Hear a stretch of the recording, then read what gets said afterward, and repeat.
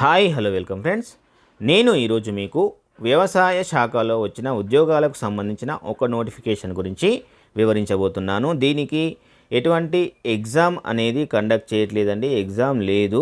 అదేవిధంగా ఈ నోటిఫికేషన్కి లాస్ట్ డేటు ఫిబ్రవరి 15, 2024. ఈ నోటిఫికేషన్కి ఎటువంటి పరీక్ష కానీ పరీక్ష ఫీజు కానీ లేదు. ఇవన్నీ కూడా డైరెక్ట్ రిక్రూట్మెంట్ అండి. సెంట్రల్ గవర్నమెంట్ పే స్కేల్ అనేది మీకు వర్తిస్తుంది. ఈ నోటిఫికేషన్ ద్వారా ఫిల్ చేయబోయే వేకెన్సీస్కి అన్నీ కూడా కేవలం ఇంటర్ ఉంటే సరిపోతుంది. మీకు మినిమం మంత్లీ 30,000 రూపీస్ వరకు జీతం అనేది వస్తుంది. ఈ నోటిఫికేషన్కి all over India male female any state వాళ్ళు అప్లై చేసుకోవచ్చు. ఆన్లైన్లోనే అప్లై చేయాలి. సో ఇప్పుడు మనము ఈ నోటిఫికేషన్కి సంబంధించిన పూర్తి ఇన్ఫర్మేషన్ తెలుసుకుందాము. దానికంటే ముందుగా మీరు మన ఛానల్ని ఇప్పటివరకు సబ్స్క్రైబ్ చేయకపోతే సబ్స్క్రైబ్ చేయండి మరియు లైక్ చేసి షేర్ చేయండి. ఈ notification ICAR Indian council for agricultural research with collaboration of Indian agricultural research institute Pusa campus New Delhi నుంచి రిలీజ్ చేశారండి. ఇది ఏంటి అంటే centre for protected cultivation technology. ఇక్కడ అడ్వర్టైజ్మెంట్ నెంబరు అండ్ డేట్ అనేది ఇచ్చారు. సో ఇప్పుడు మనం ఈ నోటిఫికేషన్ యొక్క పూర్తి వివరాలు తెలుసుకుందాం. Applications are invited for the project entitled sensor based integrated vertical farming for horticultural crops and aquaponic systems. అంటే ఈ యొక్క ప్రాజెక్ట్ అనేది ఇక్కడ వీళ్ళు కండక్ట్ చేస్తున్నారు. ఈ ప్రాజెక్టుకు సంబంధించి ఒక నోటిఫికేషన్ రిలీజ్ చేస్తున్నారు. ఈ నోటిఫికేషన్లో మనకు మెయిన్గా ప్యూర్లీ కాంట్రాక్ట్ బేసిస్ పైన మాత్రమే ఉంటుంది. మీకు కాంట్రాక్ట్ ఫిక్స్డ్ టర్మ్ కాంట్రాక్ట్ అనేది ఉంటుంది. ఈ కాంట్రాక్ట్ బేసిస్ ద్వారా మాత్రమే మీ యొక్క వేకెన్సీస్ అండ్ ఎంప్లాయ్మెంట్ అనేది ఉంటుంది. ఇక్కడ టోటల్గా టేబుల్లో పొజిషన్ నేమ్తో పాటు శాలరీ అండ్ క్వాలిఫికేషన్స్ ఇచ్చారు. అవేంటో ఒకసారి చూద్దాం. ఫస్ట్ పొజిషన్ రీసెర్చ్ అసోసియేట్, ఒకటే ఒక పొజిషన్ వేకెన్సీ ఉంది. దీనికి మంత్లీ శాలరీ అనేది 54,000 రూపాయలు ఉంటుంది. ఇక్కడ చూడండి నోటిఫికేషన్లో ఇచ్చారు 54,000 రూపాయలు పర్ మంత్ శాలరీ ప్లస్ దీంతోపాటు HRA అనేది 27% ఉంటుంది. అంటే మీరు యావరేజ్గా 50,000 రూపాయలు అంటే 54,000 రూపాయలు ప్లస్ 27% అంటే మళ్ళీ ఒక 15,000 రూపాయలు కలుస్తుంది. ఇప్పుడు 54 ప్లస్ 15,000 కలిస్తే మీకు దగ్గర 70,000 రూపాయల వరకు పర్ మంత్ శాలరీ అనేది వస్తుంది. దీనికి ఎడ్యుకేషనల్ క్వాలిఫికేషన్ PhD ఉండాలి లేదా 3 years ఆఫ్ రీసెర్చ్ ఎక్స్పీరియన్స్ అనేది ఉండాలి. And teaching and design and development experience after ME లేదా MTech ఇన్ అగ్రికల్చర్ తర్వాత ఉండాలి. ఎవరైతే ME MTech చేసిన వాళ్ళు ఉంటారో అగ్రికల్చరల్ బ్యాక్గ్రౌండ్లో వాళ్ళకు టీచింగ్ అండ్ డిజైన్ డెవలప్మెంట్లో ఎక్స్పీరియన్స్ ఉండాలి అని చెప్పి అంటున్నారు.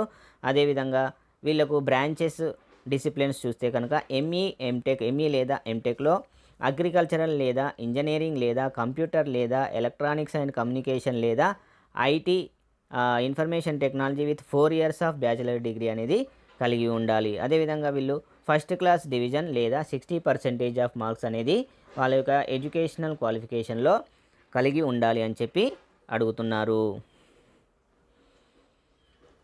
Next position semi skilled worker అండి. ఒకటే ఒక పొజిషన్ వేకెన్సీ ఉంది. దీనికి 15,000 రూపాయలు పర్ మంత్ కన్సాలిడేటెడ్ పేమెంట్ అనేది ఉంటుంది. దీనికి కేవలం 12th పాస్ అయి ఉంటే సరిపోతుంది. అదేవిధంగా ITI and experience in field and instrument operations related to agricultural అనేది ఉంటే సరిపోతుంది అంటున్నారు. అంటే ITIతో పాటు అగ్రికల్చరల్ ఇన్స్ట్రుమెంట్స్ని ఆపరేట్ చేసే ఎక్స్పీరియన్స్ కానీ అవగాహన కానీ ఉంటే సరిపోతుంది అంటున్నారు. అదేవిధంగా ఏజ్ లిమిట్ చూసుకుంటే కనుక 45 సంవత్సరాలు ఫర్ మెన్ అండ్ 40 సంవత్సరాలు ఫర్ మెన్ అండ్ 45 సంవత్సరాలు ఫర్ ఉమెన్ అనేది ఉండాలి అంటున్నారు. ఈ నోటిఫికేషన్ రిలీజ్ అయిన డేట్ నుంచి మేల్ క్యాండిడేట్స్ అయితే 40 సంవత్సరాల లోపు ఉండాలి.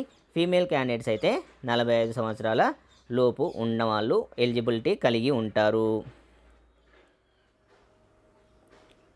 నెక్స్ట్ ఈ పొజిషన్స్కి కాంట్రాక్ట్ పీరియడ్ అనేది 11 months ఉంటుంది. దాదాపుగా 1 సంవత్సరం ఉంటుంది అని అనుకోవచ్చు.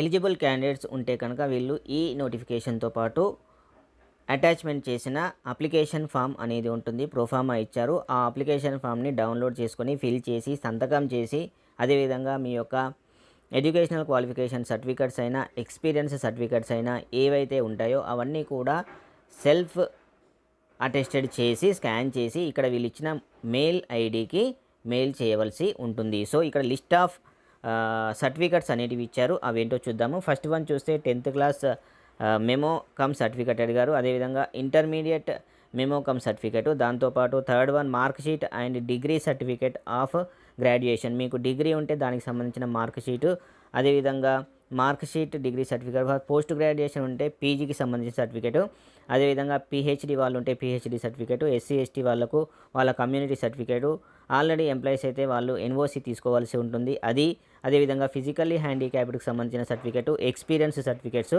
First page of publication of research. ఒకవేళ రీసెర్చ్ చేసిన వాళ్ళు ఎవరైనా ఉంటే వాళ్ళ యొక్క పబ్లికేషన్ జరిగినప్పుడు దాని యొక్క ఫస్ట్ పేజ్ కాపీ అనేది పెట్టాలి. ఇంకా ఏవైనా అదర్ సర్టిఫికేట్స్ ఉంటే కూడా అవన్నీ కూడా స్కాన్ చేసి అప్లై చేయవలసి ఉంటుంది.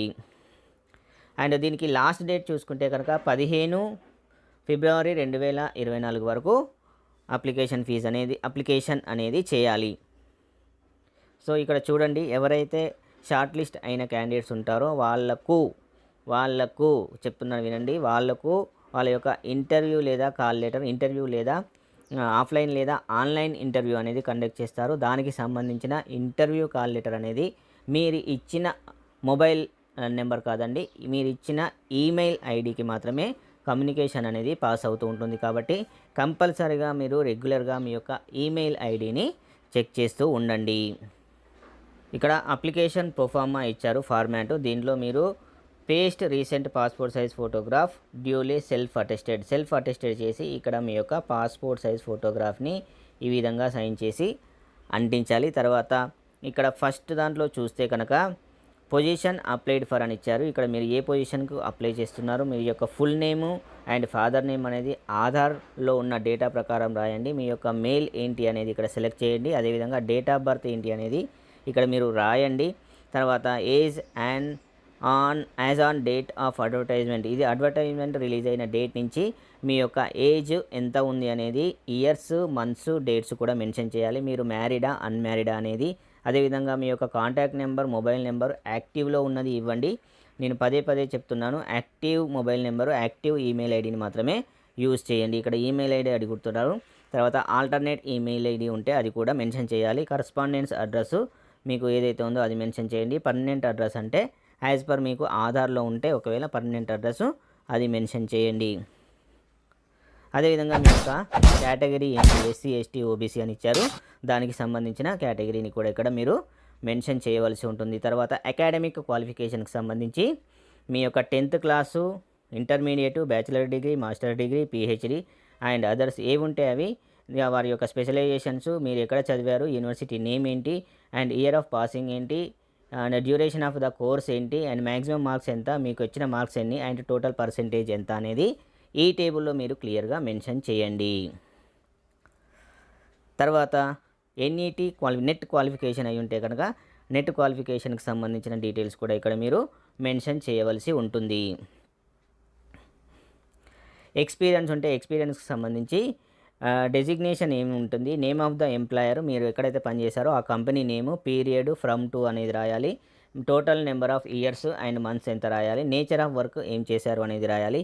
మీరు పబ్లికేషన్స్ అంటే రీసెర్చ్ చేసిన వాళ్ళైతే పబ్లికేషన్స్ అవుతాయి కదా, ఆ పబ్లికేషన్కి సంబంధించి జనరల్కి సంబంధించి వాటి యొక్క డీటెయిల్స్ అడిగారు. Published research paper in general with list అని చెప్పి అడిగారు, దానికి సంబంధించిన ఇన్ఫర్మేషన్ ఇక్కడ ఇవ్వాలి. చాప్టర్ పబ్లిష్డ్ అనేది ఇక్కడ రాయాలి, బుక్స్ పబ్లిష్డ్ అనేది రాయాలి. తర్వాత అదర్స్ ఏవైనా ఉంటే అది రాయాలి. Please state whether you are employed at present, మీరు ప్రజెంట్లీ ఎంప్లాయ్మెంట్లో ఉన్నారా, అన్ఎంప్లాయిడ్ ఉన్నారా అనేది ఇక్కడ టిక్ చేసి రాయండి.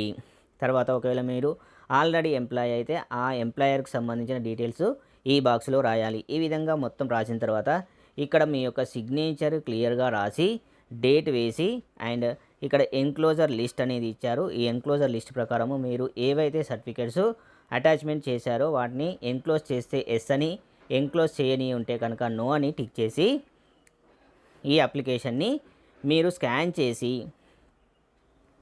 వాళ్ళు ఇచ్చిన ఈమెయిల్ ఐడికి మెయిల్ చేయవలసి ఉంటుంది. ఇక్కడ ఇంకో ప్రోఫార్మా ఉంది, proforma of application for the engagement of semi skilled worker. ఇది సెమీ స్కిల్డ్ వర్కర్కి సంబంధించిన ప్రోఫార్మా.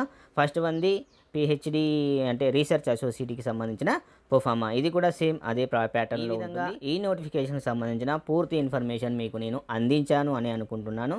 దయచేసి మన ఛానల్ని ఇంతవరకు సబ్స్క్రైబ్ చేయని వాళ్ళు ఉంటే సబ్స్క్రైబ్ చేయండి, పక్కనే ఉన్న గంటను కొట్టి నోటిఫికేషన్స్ని ఆన్ చేసుకోండి. అంతేకాకుండా ఈ వీడియోని లైక్ చేసి షేర్ చేయండి. Thank you very much.